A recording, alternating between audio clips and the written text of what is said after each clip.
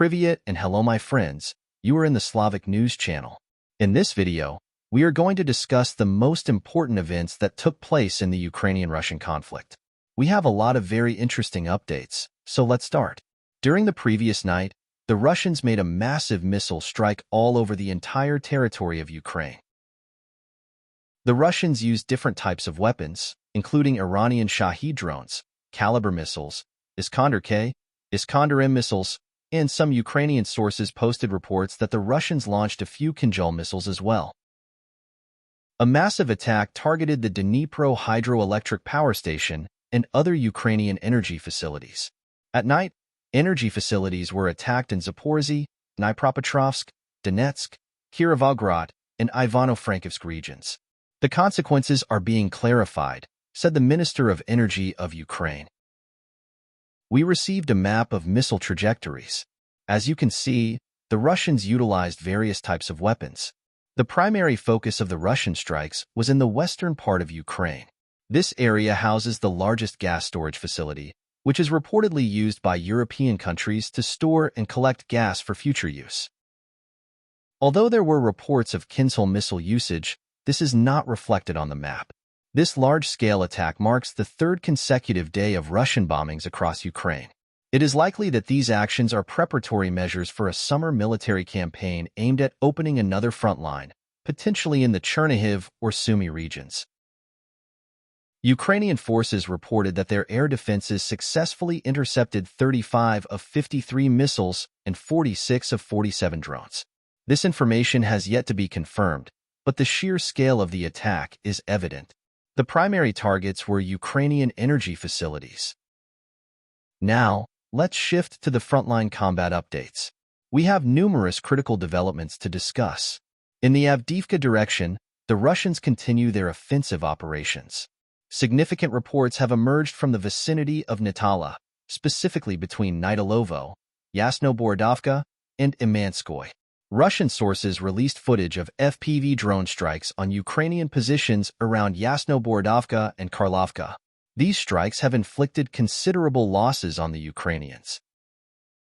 Following these videos, reports indicated additional Russian advancements. Per-neutral mappers suggest that the Russians have improved their positions.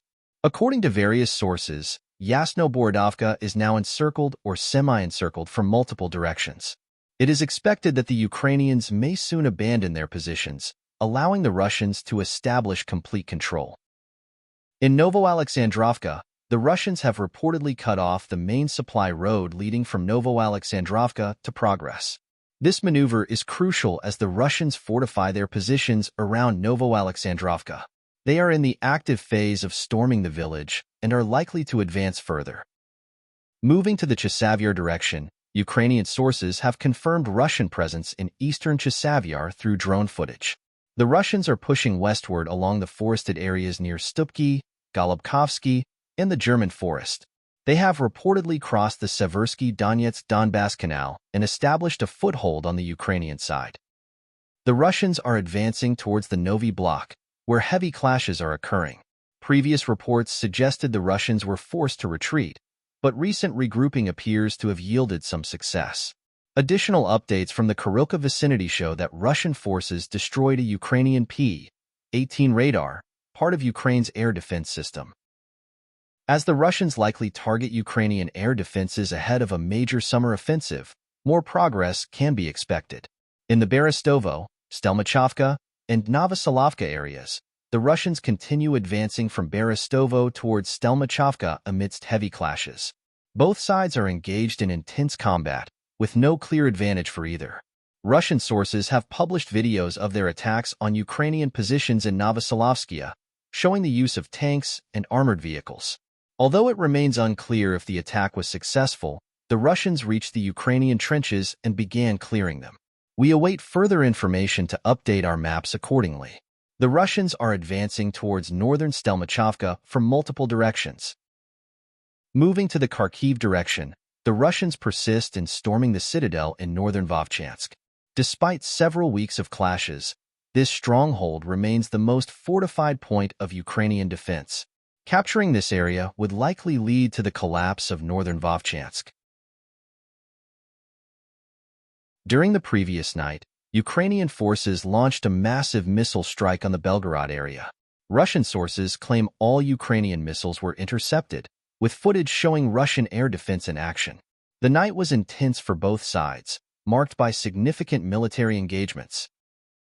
Politically, the most crucial updates come from China. Chinese military authorities have expressed their readiness to defend justice in the world alongside Russian forces. The Chinese People's Liberation Army is prepared to strengthen strategic ties with Russian armed forces to uphold international justice. This declaration is particularly significant as Western countries increasingly support the use of their weapons to target Russian territory. This concludes our video. The Slavic News Channel condemns all forms of violence. Thank you for watching. Please subscribe and like the video. Have a great day.